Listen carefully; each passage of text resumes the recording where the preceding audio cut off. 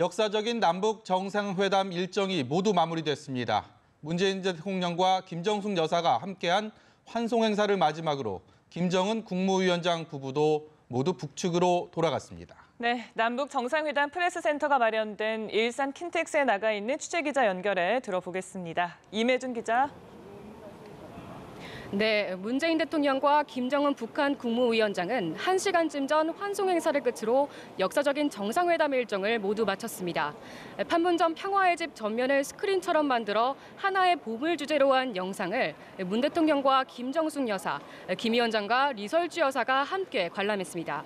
특히 문 대통령과 김 위원장이 손을 잡고 영상을 관람하는 모습이 공개돼 눈길을 끌었습니다. 행사가 끝난 뒤 김정은 위원장과 리설주 여사는 모두 북측으로 돌아갔습니다.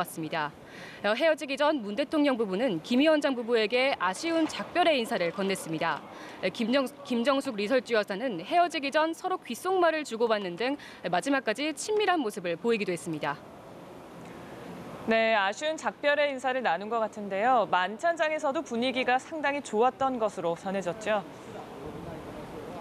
네, 문 대통령 부부와 김 위원장 부부가 함께한 만찬장의 분위기도 매우 화기애애했던 것으로 전해집니다. 특히 두 정상의 건배사가 공개됐는데요. 문 대통령은 건배사에서 북측의 속담을 소개해 눈길을 끌었습니다. 북측의 길동무가 좋으면 먼 길도 가깝다는 속담이 있다며 김 위원장과 나는 이제 세상에서 둘도 없는 좋은 길동무가 됐다고 말하며 분위기를 띄웠습니다. 이에 김 위원장은 악몽 같고 얼어붙었던 긴 겨울과 이별을 선고했으며 따뜻한 봄의 시작을 온 세상에 알렸다고 말했습니다. 이어 온 결의가 활보하며 쉽게 오갈 수 있는 판문점을 만들기 위해 더 용기를 내겠다고 화답했습니다.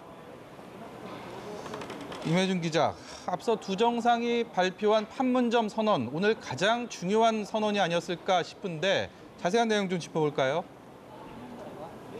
네, 앞서 두 정상은 관계 개선 발전과 군사적 긴장 상태 완화, 평화체제 구축을 위한 합의 내용을 밝혔습니다.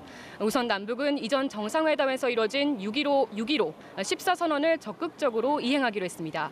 또 고위급 회담 등 각 분야의 대화와 협상을 조속히 개최하고 남북 공동 연락사무소를 개성 지역에 설치하기로 합의했습니다. 남북의 수건이었던 이산가족 문제도 논의했습니다. 인도적 문제를 해결해야 한다는데 공감대를 이룬 남북 정상은 오는 8월 15일 광복절을 계기로 이산가족 상봉을 진행하기로 결정했습니다. 또 서로를 향한 적대 행위를 모두 중단하기로 했습니다. 충돌이 잦았던 서해 북방 한계선 일대를 평화수역으로 만든다는 내용도 포함됐습니다. 무엇보다 남과 북은 군사적 문제를 논의하기 위해 5월 중 장성급 군사회담을 우선적으로 여는 데 합의했습니다. 네, 그런가 하면 가장 관심을 끌었던 종전선언, 비핵화에 대한 언급도 포함됐죠. 네, 사실 가장 중요한 대목이었죠. 남과 북은 올해 종전을 선언하고 정전협정을 평화협정으로 전환하기로 결정했습니다. 남북회담에서 끝나는 이야기가 아닙니다. 남북 정상은 종전협정을 위한 실질적인 단계로 남북미 3자 또는 남북미중 4자 회담 개최를 적극 추진해 나가기로 결정했습니다. 비핵화 언급도 있었습니다. 남북 정상은 남과 북이 완전한 비핵화를 통해 핵 없는 한반도를 실현한다는 공동의 목표를 확인했다고 밝히며 국제사회의 지지와 협력을 촉구했습니다. 마지막으로 통일을 위한 실질적인 움직임 차원에서 문재인 대통령은 오는 가을 평양을 방문하기로 했다고 발표했습니다. 지금까지 남북 정상회담 프레스센터에서 전해드렸습니다.